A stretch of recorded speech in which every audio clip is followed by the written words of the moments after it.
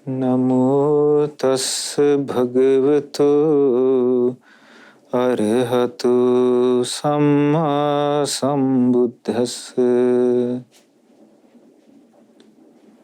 අපගේ පරම පූජනීය ගුරු දේවෝත්තම ලොකු ස්වාමීන් වහන්සේට নমස්කාර වේවා. ශ්‍රද්ධාවන්ත පින්වත්නි, අද අපි මේ විශේෂයෙන්ම අලුතෙන් ආරම්භ කරන සදහම් වැඩසටහනේ ඔබට මේ ඉදිරියට අපි කියා දෙන්න බලාපොරොත්තු වෙන්නේ අපගේ භාග්‍යතුන් වහන්සේගේ උතුම් ශ්‍රී සද්ධර්මයේ සඳහන් වෙන නිර්මල පාරිශුද්ධ ඊටාම ලස්සන බුද්ධ භාෂිතයක් වන උදාන පාළි. උදාන පාළි බුද්ධ දේශනාවල සංග්‍රහ වෙන ඊටාම වැදගත් බුද්ධ වචන පරිසරයක්. උදාන පාළි පින්වත්නි සඳහන් වෙන්නේ ඛුද්දක නිකායේ පළවෙනි පොත් වහන්සේගේ. බුද්ධ දේශනාවල උදාන කියන කොටස අපේ භාග්‍යතුන් වහන්සේ වැඩවසද්දීම උන්වහන්සේ නවාංග ශාස්ත්‍ර ශාසනය සංග්‍රහ කරපු බුද්ධ වචන කොටසක්. අපේ බුදුරජාණන් වහන්සේ සම්බුදු බවට පත් වෙලා උන්වහන්සේ බෝධි මූලයේ වැඩවසලා දවස් 7ක් එකම පළඟෙන් නිරෝධ සමාපත්තියෙන් වැඩ සිට ඒ නිරෝධ සමාපත්තිය නැගී සිටියාට පස්සේ උන්වහන්සේ පටිච්ච සමුප්පාදය මෙනෙහි කොට ඉස්සෙල්ලාම බුද්ධ වචනයක් ඇටියට පිටත් උනේ උදානයක්.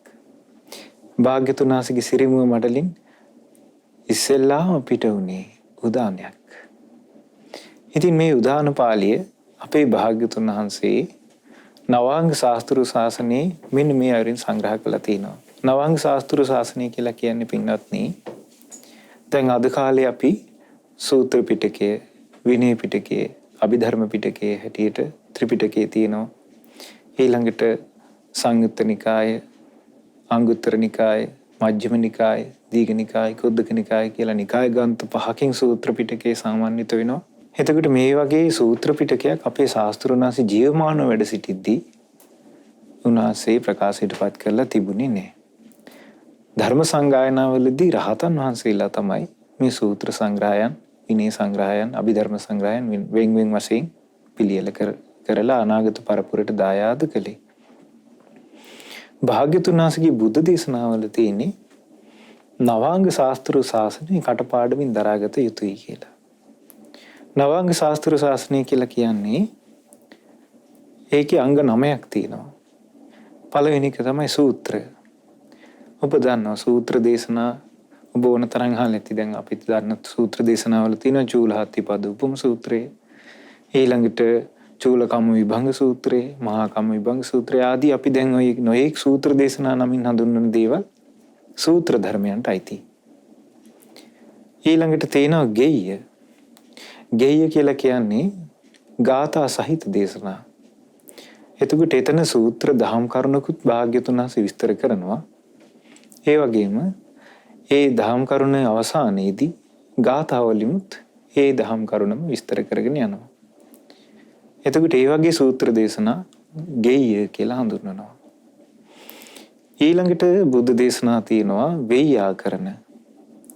වේයාකරණ කියලා කියන්නේ පින්වත්නි ගාථා රහිත දේශනා. එතකොට ඒකේ යම් දහම් පරයයක් විස්තර කරගෙන යනවා. එතන ගාථාවකින් භාග්‍යතුන් වහන්සේ ධර්මයේ දේශනා කරන්නේ. ඔබ අහලා ඇති අනාත්ම ලක්ෂණ සූත්‍ර දේශනාව. අනාත්ම ලක්ෂණ සූත්‍ර දේශනාව අන්තිමට තියෙනවා ීමස්මින්ච පන වේයාකරණස්මින් භඤ්ඤමානේ පංචවග්ගයානම් භික්ඛූනම් අනුපාදාය ආසවේහි විමුච්ඡති. ඒ භාග්‍යතුන් වහන්සේ පංච උපාදානස්කන්ධයේ ඇති අනාත්ම බව විස්තර කරමින් ධර්මයේ දේශනා කළාට පස්සේ ඒ දේශනාව අවසානයේ තියෙන මේ වේයාකරණේ වදාරන කල්හි, වේයාකරණේ කියන්නේ ගාථා රහිත දේශනාව ප්‍රකාශ කරන කල්හි පංචවග්ගීය භික්ෂූන්ගේ සිත ආශ්‍රවයන්ගෙන් ක්ෂය වුණා කියලා. එතකොට ඒ තමයි වේයාකරණ. දැන් ධම්සක් දෙසුමත් වේයාකරණයක්. ඊළඟට තියෙනවා සුත්තං ගෙය්‍යං වේයාකරණ ගාථා. ගාථා කියලා කියන්නේ දේ ඔබ ප්‍රකටවම දන්නවා. දැන් අපි හැමෝම දන්න ගාථා තමයි ධම්මපදයේ තියෙන්නේ. එතකොට මේ ගාථා රත්න හරි අර්ථවත්.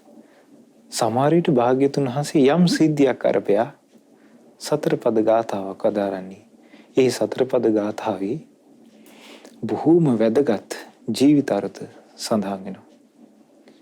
උදාහරණයක් හැටියට ගත්තොත් මට මතකයි ධම්මපදයේ තියෙනවා පුත්තා මත්ති ධනං මත්ති ඉති බාලෝ විහඤ්ඤති අත්තාහි අත්තනෝ නත්ති කුතෝ පුත්තා කුතෝ ධනං.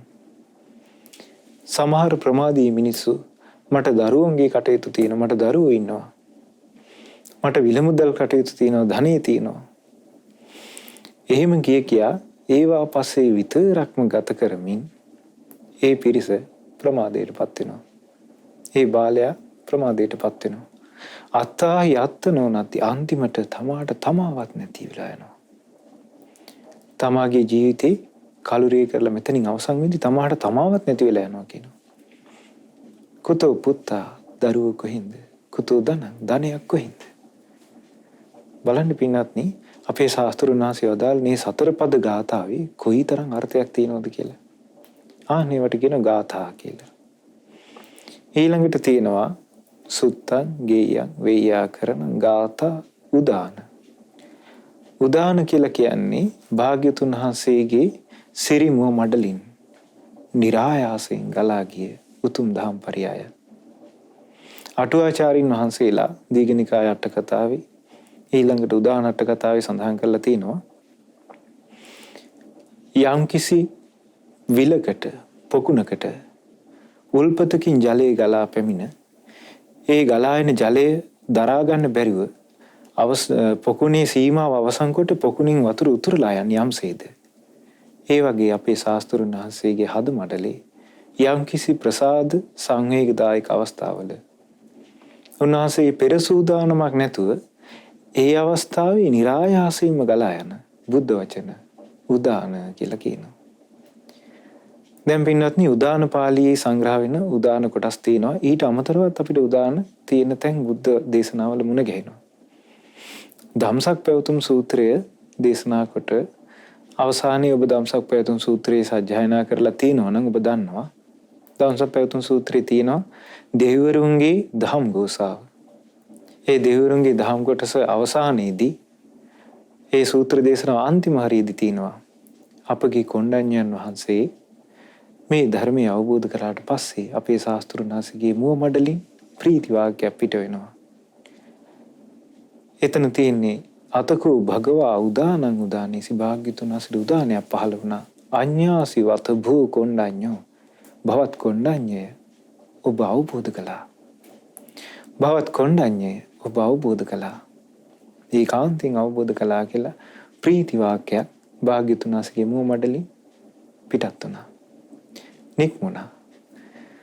එතකොට පින්වත්නි, එතන ධම්සක් පැවතුම් සූත්‍රයේ උදානයක් නොවුනාට ඒ අවසානයේට භාග්‍යතුන් වහන්සේගේ ප්‍රීති වාක්‍යයක් උන්වහන්සේගේ සිරිමුව මඩලින් નિરાයාසයෙන් ගලා ගියා. ඉතින් මේ උදාන පාළියේ තමයි පින්වත්නි එක එක දහම් පරයයන් අපි ඉදිරියට එක සූත්‍රයේ බැගින් පිළිවෙලකට ඉගෙන ගන්නේ. ඊළඟට තියෙනවා පින්වත්නි ඉතිඋත්තක. ඉතිඋත්තක පාළියත් හරිම ලස්සනයි. ඉතිඋත්තක පාළියේ තියෙන්නේ භාග්‍යතුන් වහන්සේ වදාළ යම්කිසි එක දහම් කරුණක් විස්තර කරනවා. එහෙම නැත්නම් දහම් කරුණු දෙකක්, දහම් කරුණු තුනක්, දහම් කරුණු හතරක් යන යම්කිසි එක දහම් කරුණක් විස්තර වශයෙන් භාග්‍යතුන් වහන්සේ දේශනා කළා තියෙනවා. ඒ දේශනාවල සමහර විට භාග්‍යතුන් වහන්සේ ඍජුවම යම් දහම් කරුණක් දේශනා කරනවා. උදාහරණයක් ඇටියට ගත්තොත් සූත්‍ර දේශනාවල තියෙනවා පින්වත්නි, මේ ලෝභය කියන එකම එක දේ අත්හරින්න මහණෙනි මං අප වෙනවා අනාගාමී වෙන බවට. මේ වගේ ඍජු බුද්ධ දේශනා තියෙනවා ඉතිඋත්තක පාළියේ. මේ ඉතිඋත්තක පාළිය කුජුත්තරා විසින් කටපාඩමින් දරාගෙන හිටියා කියලා සඳහන් වෙනවා. සාමාවතී ඇතුළු පිරිසට කටපාඩම් කෙරුවා කියලා සඳහන් වෙනවා. එතකොට පින්වත්නි, මේ තමයි ඉතිඋත්තක පාළිය. දැන් මේ ඉතිඋත්තක පාළිය සඳහන් වෙන්නේ මේ පොත් වහන්සේගේමයි කුද්දක නිකායේ උදාන පාළියට පස්සේ සඳහන් වෙන ඉතිඋත්තක පාළිය. ඊළඟට ජාතක කියන එක ඔබ කවුරුත් පාහේ දන්නවා. අපේ භාග්‍යතුන් වහන්සේගේ පෙර ජීවිතවල යම්කිසි සංසිද්ධි මුල් කරගෙන භාග්‍යතුන් වහන්සේ දහම් පරයයන් දේශනා කරනවා. ඒ පරණ පෙර ජීවිත කතා විස්තරෙත් ඉදිරිපත් කරලා. එතකොට සමහර අවස්ථාවල ඒ ජාතකේ නිසා, ඒ ජාතකෙන් අහපු විස්තරේ නිසා සමහර භික්ෂුන් වහන්සේලා අරහත්ත්වයට පත් වෙලා තිනවා. ඊළඟට අවශේෂ මාර්ගඵල අවබෝධ කරලා තිනවා. ඊළඟට යම්කිසි සිහිමුලාවෙන් සිටපු භික්ෂුන් වහන්සේලා සිවුරු වෙරලා යන හිටපු අය ඒ ජාතක කතා විස්තර අහද්දී සිහි උපද්දවගෙන මේ බඹසර වාසය සම්පූර්ණ කරගෙන තිනවා. ඒ වගේම නොඑක් කටයුතු වලදී ගිහි අය සම්බන්ධව භාග්‍යතුන් වහන්සේ ජාතක කතා දේශනා කරලා ඒ අය සමහර අනතුරු වලින් වළක්වාගෙන තිනවා. හරිම අර්ථවත්, හරිම ආශ්චර්යයි, හරිම ලස්සන බෝධිසත්ව ජීවිතය ගැන ඉගෙන ගන්න තියෙන්නේ ජාතකවලින්. ඊළඟට තියෙන පින්වත්නි අභූත ධම්ම. භාග්‍යතුන් වහන්සේගේ බෝධිසත්ව ජීවිතේ උන්වහන්සේ උපත ලබන්න කලින් ඉඳලම ලෝකයේ සිද්ධ වෙච්ච ආශ්චර්ය අద్භූත සිද්ධි ආචාර්ය අභූත ධම්ම සූත්‍රවල සඳහන් වෙනවා. එතකොට ඒ බෝධිසත්ව මාතාව ගැන සඳහන් වෙනවා. ඊළඟට උන්වහන්සේගේ උපත ලබද්දී මේ පොළොවේ ඊළඟට මේ ලෝකයේ සිදුවන ආශ්චර්ය දේවල් සඳහන් වෙනවා ආචාර්ය අභූත ධම්ම සූත්‍රවල. ඊළඟට තියෙනවා වේදල්ල.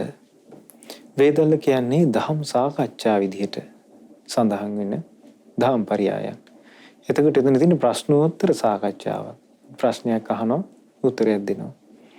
දැන් සාරිපුත්ත මහරහතන් වහන්සේ මහා කොට්ටිත මහරහතන් වහන්සේ සම්බන්ධ වෙලා ගොඩාක් ප්‍රශ්නෝත්තර සාකච්ඡා දහම් පරයයන් අපිට දැක ගන්න ලැබෙනවා, අහන්න ලැබෙනවා.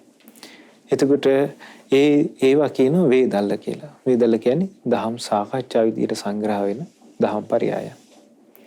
ඉතින් ওই විදිහට තමයි පින්වත්නි නවාංග ශාස්ත්‍රු ශාසනය සංග්‍රහ කරලා භාග්‍යතුන් වහන්සේ දේශනා කළේ.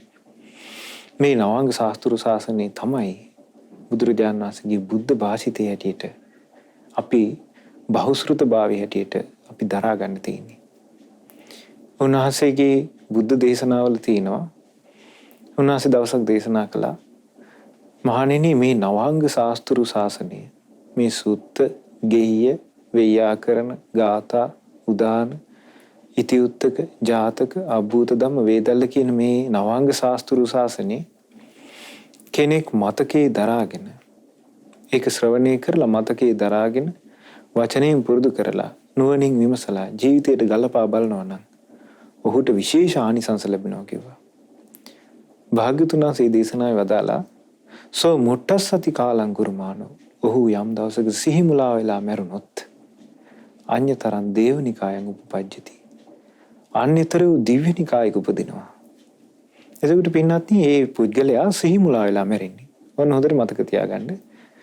මේ දේශනාවේ තියෙන්නේ සිහිමුලා වෙලා මැරුණොත් අඤ්‍යතරං දේවනිකායන් උපපජ්ජති. ඔහු දිව්‍යනිකායක උපදිනවා. එහි ඉපදිලා යම් කිසි විදිහකට දිව්‍ය කාමයට වසඟ වෙලා ඔහු ප්‍රමාදී වාසය කරන්න පුළුවන් කියනවා. එහෙම ප්‍රමාදී වාසය කළත් හිමීට ඔහුට කාලයක් ගිහිලා කල්පනා වෙනවා මම කොහේ ඉඳලාද ආවේ? මනුස්ස ලෝකේ ඉඳලා. මම මොන ධර්මයක්ද පුරුදු කළේ? භාග්‍යතුන් වහන්සේගේ මේ නවාංග ශාස්ත්‍රු ශාසනය පුරුදු කළානේ. එහෙනම් මට දැන් කරන්න තියෙන්නේ නැවත මේ සිත ධර්මයේ ප්‍රගුණ කිරීම පිණිස දියුණු කර ගැනීමයි කියලා ඔහු සිහිපද්දව ගන්නවා කියනවා. එහෙම සිහිපද්දවගෙන බුදුරජාණන් වහන්සේ වදාරනවා දන්දෝ භික්කවේ සතුප්පාදෝ මහණෙනි ඒ පුරුෂයා ඒ දිව්‍ය පුත්‍රයාට සිහි උපදින්නේ බොහොම හිමින් කියනවා. හැබැයි කිප්ප මේ විශේෂගාමී හොතු වහාම විශේෂගාමී වෙනවා මාර්ගඵල අවබෝධයක් කරා යනවා. එහෙනම් මේ නවාංග ශාස්ත්‍රු ශාසනය ඉගෙනීමේ වාසිය පින්වත්නි මේ ජීවිතෙන් අවසන් වෙන එකක් නෙවෙයි. මේ නවාංග ශාස්ත්‍රු ශාසනය කටපාඩමින් දරා ගැනීමේ වාසිය මේ ජීවිතෙන් අවසන් වෙන එකක් නෙවෙයි. මේ නවාංග ශාස්ත්‍රු ශාසනය හැදෑරීමේ වාසිය මේ ජීවිතෙන් ඉවර වෙලා යන්නේ.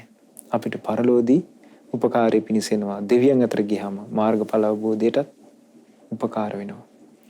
ඒ නිසා මේ නවාංග ශාස්ත්‍රු ශාසනය තමයි පින්වත්නි අපේ ජීවිතේට ඒකාන්තයෙන්ම බුද්ධ දේශනා සම්බන්ධව අපි දරාගත යුත්තේ නවාංග ශාස්ත්‍ර ශාසනය හැටියට තියෙන මේ බුද්ධ වචනයි. එතකොට මේ බුද්ධ වචන භාග්‍යතුන් වහන්සේගේ ධර්මයේ විදිහට රහතන් වහන්සේලා පසු කාලීනව සංග්‍රහ කරලා තිනවා ත්‍රිපිටක ධර්මයේ හැටියට.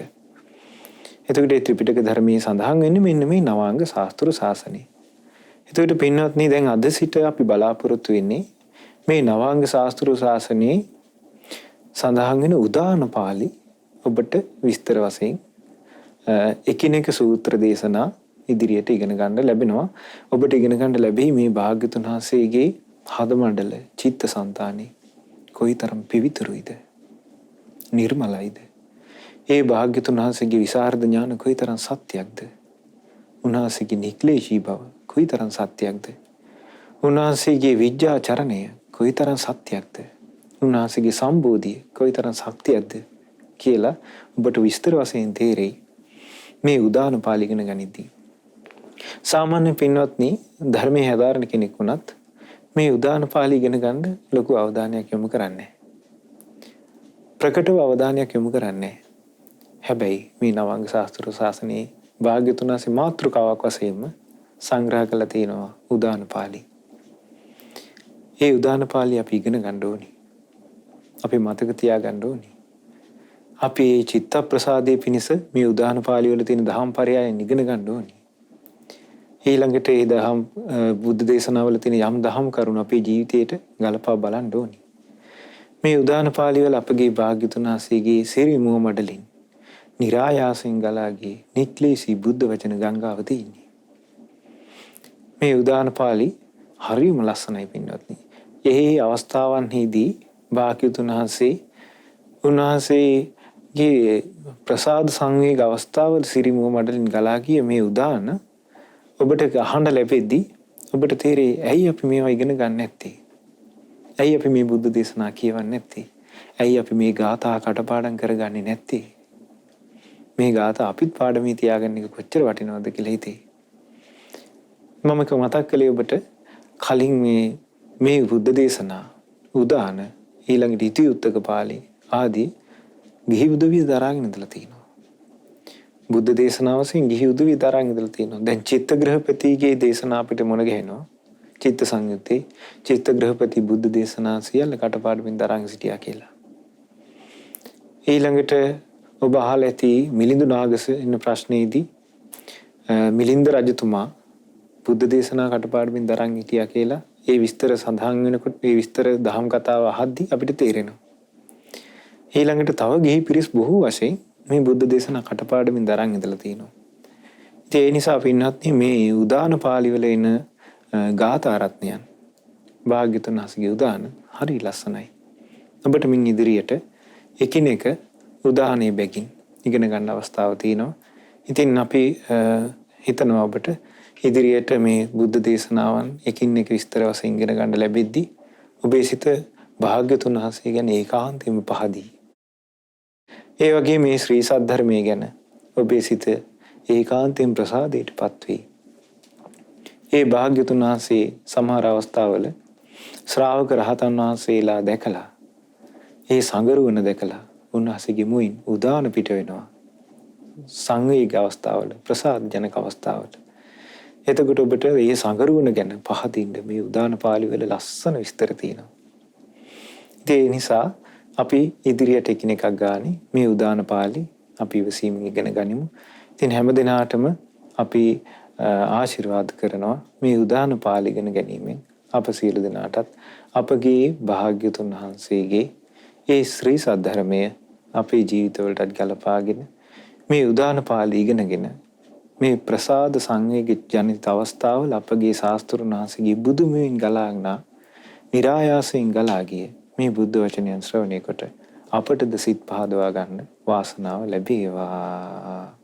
අද දින මේ උතුම් උදාන පාළි සදහම් දේශනාව සඳහා අනුග්‍රහය දරන්නේ එංගලන්තයේ පදිංචි පින්වත් නවෝත් සංකල්ප පුතණුවන් ඇතුළු පවුලේ සියලු දෙනා විසින් අපි පළමු කොටම රැස් කළා වූ සියලු පුණ්‍ය ධර්මයන් පින් කැමැති සියලු දෙවියන්ට අනුමෝදන් කරමු.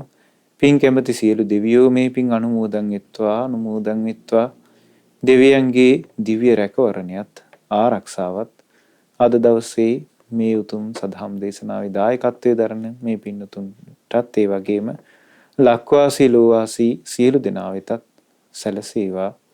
දෙවියන්ටත් ධර්මාවබෝධයෙන් සැනසීම පිණිස මේ ධර්ම දේශනාවෙන් ධර්ම දානෙන් ධර්ම ශ්‍රවණයෙන් රැස් කළ සියලු පුණ්‍ය ධර්මයෝ එකසේ උපකාර වෙත්වා. රැස් කළ සියලු පුණ්‍ය ධර්මයන් ඔබ අපගේ ගුරු දේවෝත්තම කල්යාණ මිත්‍ර පින්වත් ලොකු ස්වාමීන් වහන්සේට අනුමෝදන් වෙත්වා.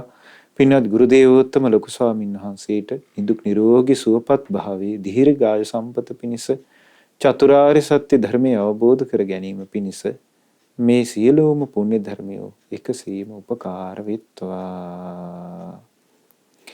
ඒ වගේම ලෝවාසී රටවාසී සීල මහා සංඝරුවනට අනගාരികා මෑණියන් වහන්සේලාට මේ පුණ්‍ය ධර්මයෝ එකසේ අනුමෝදන් වෙත්වා, නිදුක් වෙත්වා, නිරෝගී වෙත්වා, සුවපත් වෙත්වා. සියලු පින්තුන් වහන්සේලාට ධර්ම අවබෝධයේ පිණිසම අප රැස් කළ සියලු පුණ්‍ය ධර්මයෝ එකසේ උපකාර වෙත්වා. සාදු සාදු සාදු. අද දවසේ මේ උතුම් සදහම් දේශනාව සඳහා දායකත්වයේ දරන්නේ එංගලන්තයේ පදිංචි පින්වත් නවෝත් සංකල්ප පුතුණන් ඇතුළු ඒ පවුලේ සියලු දෙනා බලාපොරොත්තු වෙනවා. රෝගී තත්වයෙන් පසුවන කැමිලි මලින්සා දියණියට නිදුක් නිරෝගී සුවපත් භාවයේ දීර්ඝායු සම්පත ප්‍රාර්ථනා කරන්න. ඉතින් මේ අසනීප තත්වයෙන් පසුවන්නා වූ කැමිලි මලින්සා දියණියට නිදුක් නිරෝගී සුවපත් භාවයේ දීර්ඝායු සම්පත සැලසේවා. උතුම් බුද්ධානුභාවයෙන්, උතුම් ධම්මානුභාවයෙන්, උතුම් සංඝානුභාවයෙන් ඒ දියණියට ඊතා ඉක්මන් සුවයම සැලසේවා. ධර්ම අවබෝධී පිණිසත් මේ ධර්ම දාණයෙන් රැස් කළ සියලු පින එකසේම උපකාර වෙත්වා. රැස් කළ සියලු පුණ්‍ය ධර්මයන් අද දවසේ දායකත්වයේ දරණේ පින්නතුන් නමින් මිය පරලෝකීය යම් ඥාතීන් නැද්ද? ඒ ඥාතීන්ටත් මේ පින් අයිති වෙලා ඒ අයගේ පරලෝ සපවත් භාවයේ පිණිස සුවපත් භාවයේ පිණිස මේ පින් හේතු වේවා. රැස් කළ සියලුම පුණ්‍ය ධර්මයන් ශ්‍රද්ධා රූපවාහිනී කාර්ය මණ්ඩලයේ සියලු දෙනාට, ශ්‍රද්ධා ගුවන්විදුලි කාර්ය මණ්ඩලයේ සියලු දෙනාට, රටවාසී ලෝවාසී සියලු දෙනාට, ඒ වගේම විශේෂයෙන්ම ශ්‍රද්ධා මාසික ධර්ම දාන සමාජික සියලු දෙනාට මේ පින් අයිති වේවා. අද දින ධර්ම ශ්‍රවණය කළ සියලු දෙනාට මේ පින් අයිති වේවා. සියලු දෙනා නිදුක් වෙත්වා, නිරෝගී වෙත්වා, සුවපත් වෙත්වා, සුවසේම ජීවිතය ගත කරන්න ලැබේවා.